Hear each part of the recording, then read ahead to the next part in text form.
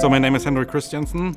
I'm part of the Intelligent Software System group, and I have a background in computational physics, where I mostly worked on developing new methods and to get existing methods run on parallel hardware and heterogeneous hardware. So my colleagues and I, we are working on applying machine learning to different computational science problems. We focus on physics, and in particular, we have an emphasis on the simulation of molecules. So we do a classical simulation of molecules, which means we don't cover quantum mechanical effects, but treat them classically. And these are simulated on a computer using different methods. The two main classical simulation methods are molecular dynamics and Monte Carlo, and the goal is to sample the configuration space as efficient as possible.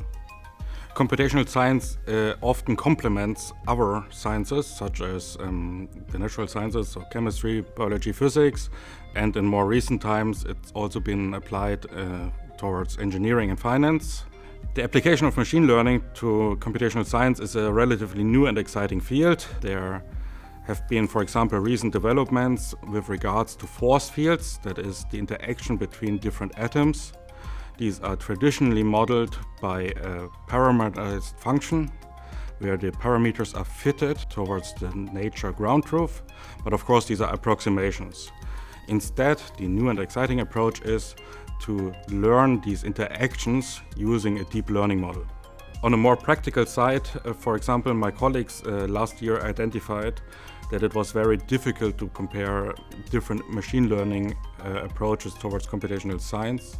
So what they did is that they came up with a new benchmark suite for partial differential equations in order to be able to better compare the different methods based on machine learning which have been applied.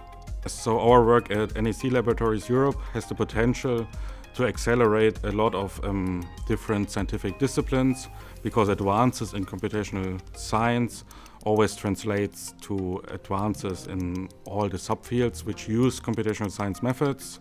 So that, for example, for drug discovery, this enables a faster screening for possible drug candidates, or in another subfield, in the development of batteries.